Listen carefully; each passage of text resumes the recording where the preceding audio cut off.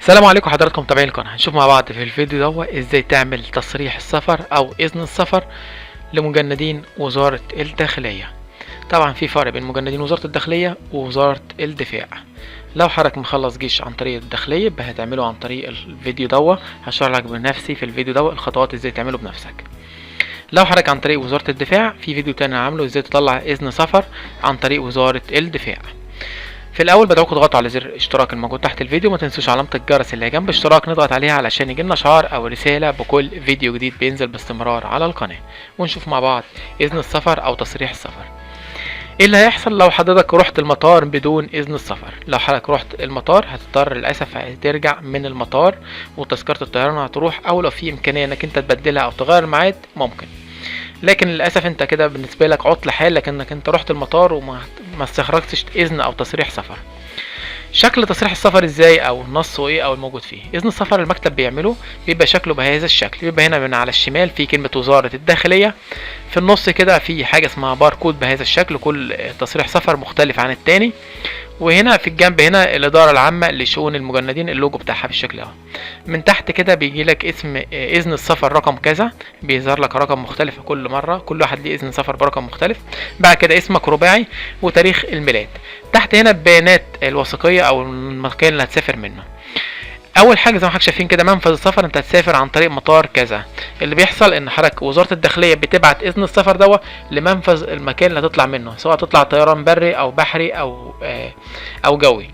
لو هتطلع بري في اماكن معينه، او بحري في بعض الموانئ تطلع منها، او لو جو تطلع من مناطق القاهره او سوهاج او اسكندريه، اي منها تطلع منه. فحضرتك بتحدد او بتكون مشتري التذكره او مخطط خط سيرك انك هتطلع من مطار كذا، عشان ده بيان بنحتاجه اساسي في تقديم على اذن السفر.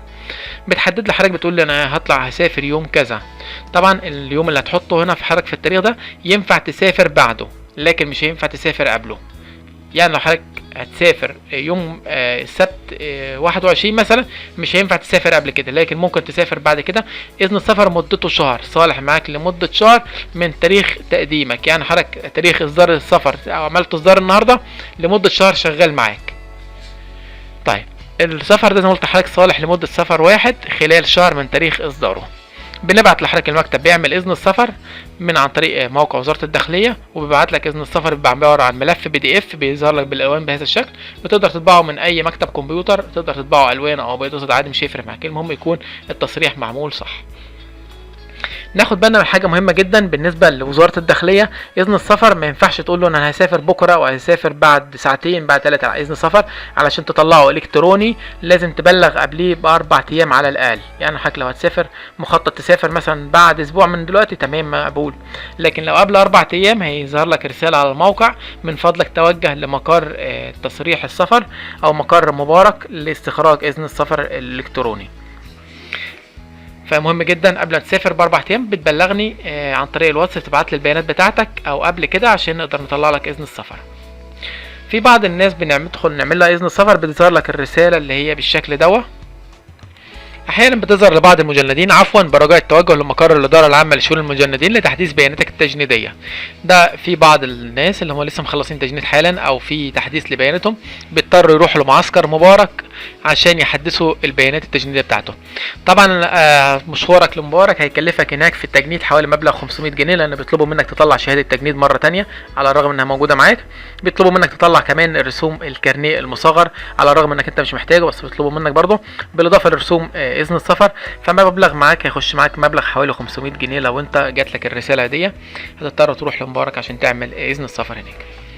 المهم لو انت عايز تقدم على اذن السفر الالكتروني تابع معايا بقيه الفيديو للنهايه، اشرح لك مع بعض ازاي نقدم على اذن السفر الالكتروني من الكمبيوتر. يفضل لما تيجي تقدم على اذن السفر هتقدمه من جهاز كمبيوتر او لابتوب، لكن استخدامك للموبايل بيكون استخدام سيء وبتحصل مشاكل معاه، وقد تضطر انك انت تروح مبارك تطلع اذن السفر لانك انت لخبطت في البيانات. يعني اي حد بيدخل على موقع وزاره الداخليه ويدخل بيانات مش صحيحه او يبعت له الكود وما يدخلوش بيضطر يروح مبارك لان الموقع بيتشفر او بيتقفل، بيضطر يروح مبارك علشان يعمل اذن السفر من عنده. فمهم جدا لو انت مش عارف تستخدم، ما عندكش كمبيوتر او لابتوب، اتفضل روح لاي مكان او تواصل معانا احنا نعمل لك اذن السفر. المهم، الدخول على اذن السفر بندخل على موقع وزارة الداخلية اللي هو moi.gov.eg. هيفتح معانا الموقع بهذا الشكل، بنعمل على كلمة تسجيل دخول، هيفتح معانا بهذا الشكل. بعد كده بندخل نعمل نملى البيانات بتاعتنا زي اسمك والبريد الالكتروني بتاعك. يفضل انك انت تبعت لي البريد الالكتروني اللي هو موجود على الموبايل بتاعك، تعمل له سكرين شوت وتبعته لي على الواتس عشان اقدر اعمل لك البيانات صح، لان الموقع ده بتاع وزارة الداخلية يتربط مع حسابك على الايميل. وبعد كده بتدخل كلمة المرور وتأكيد كلمة المرور واسم الأم والوظيفة وحاجة اسمها الكباتشة ورقم والمحافظة بتاعتك وتاريخ إصدار البطاقة أو رقم تسلسل إصدار البطاقة.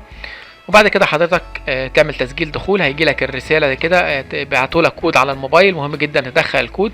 أول ما بتدخل الكود هيجي لك الرسالة تم تفعيل بنجاح. تدخل بعد كده على موقع وزارة الداخلية، بتدخل اليوزر نيم والباسورد، وتنزل تحت عندك حاجة، هتلاقي هنا حاجة تحت اسمها خدمات التجنيد. بتدوس على كلمة خدمات التجنيد، هيفتح معانا الموقع بهذا الشكل. بيجي لك حاجة اسمها استخراج تصريح سفر للمجندين. بعد كده حضرتك بتدخل على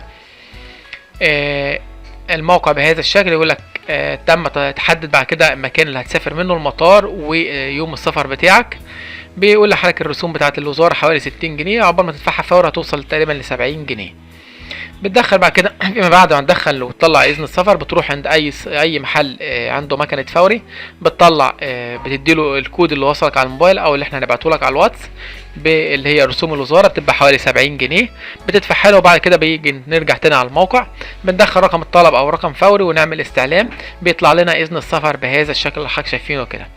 المكتب بيبعتهولك على الواتس ملف PDF، فحضرتك تقدر تطبعه من اي مكان وتقدر تسافر بدون اي مشاكل. في نهاية الفيديو بشكركم متابعة الفيديو النهائي. لو عجبك الفيديو او الشرح متنساش اللايك والشير. لو عندك اي تعليق خاص باستخراج اذن السفر اتواصل معايا من خلال بيانات المكتب او من خلال تليفون المكتب. مع حضراتكم بشوي فرج الله من مكتب المعتمد للخدمات الحكومية المصرية. إذن السفر بيكلفك عن طريق المكتب، احنا بنقوم بكل الإجراءات في الاستخراج إذن السفر، هيكلفك 70 جنيه رسوم المكتب، ورسوم الوزارة بتبقى 70 جنيه بتدفعها من عن طريق أي مكنة فوري، ورسوم المكتب بتحولها لنا عن طريق فودافون كاش على نفس الرقم. اللي حابب يطلع اذن سفر وزاره الداخليه يتواصل معايا من خلال الواتس، يبعت لي البيانات اللي على بتاعته اللي هي عباره عن صوره البطاقه واسم الام والايميل بتاعك، والمكتب بيقوم ببقيه الاجراءات. الواتس اللي تبعته عليه 010 6140 9862. بشكركم مرة تاني، والسلام عليكم ورحمة الله وبركاته.